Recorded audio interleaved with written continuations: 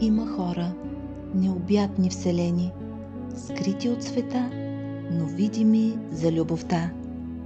Има хора, пристан от надежди. Готов ли си, ще ги почувстваш и ще се оставиш да те омаят с благоухание от аромати, които изострят сетивата и пренасят душата в друго измерение. Допуснеш ли да те лекуват, правят го тихо, скромно. Отвътре им идва да светят. В всепоглъщащото си мълчание, така свещенно пазено, слушайки, ще те разбират.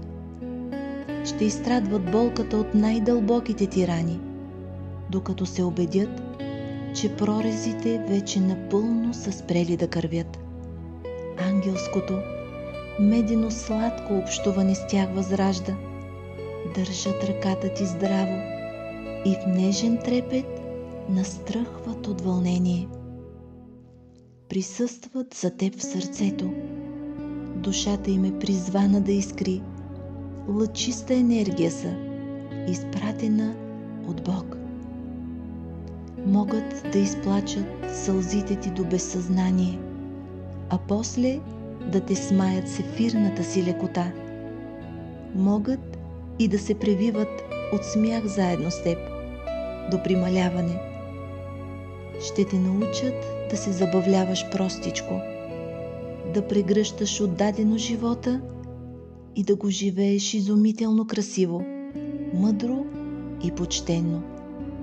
Такива са вълшебници, безумно честни, за някои малко странни и чудати, но винаги сърцати, истински и верни до последния си земен дъх.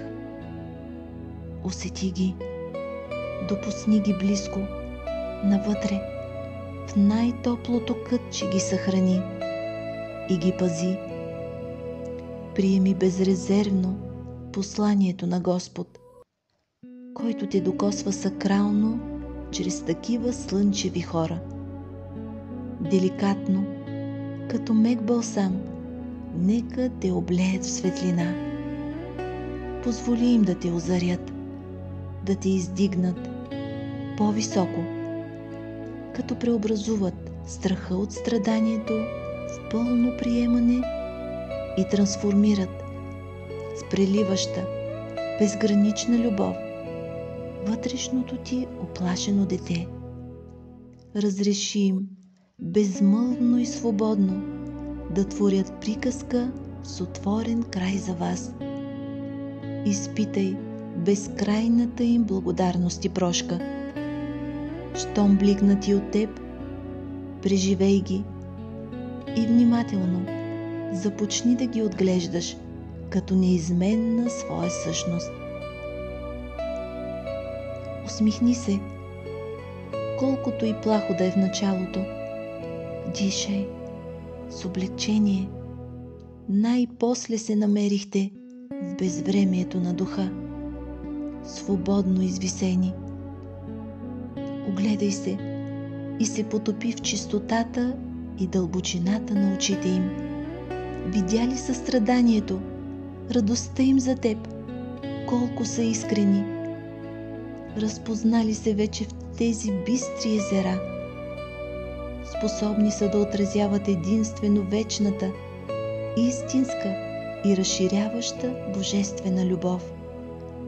Зарадвай ги и ти.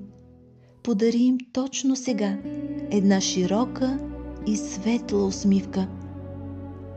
Изчакаха те търпеливо да прогледнеш. Да, миличко, точно ти си този възхитителен, невероятно сътворен шедьовър. Това удивително, уникално красиво, слънчево и прелесно Божие създание.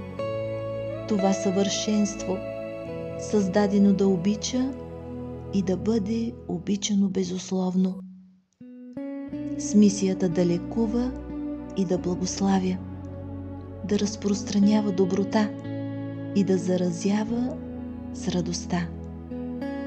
Има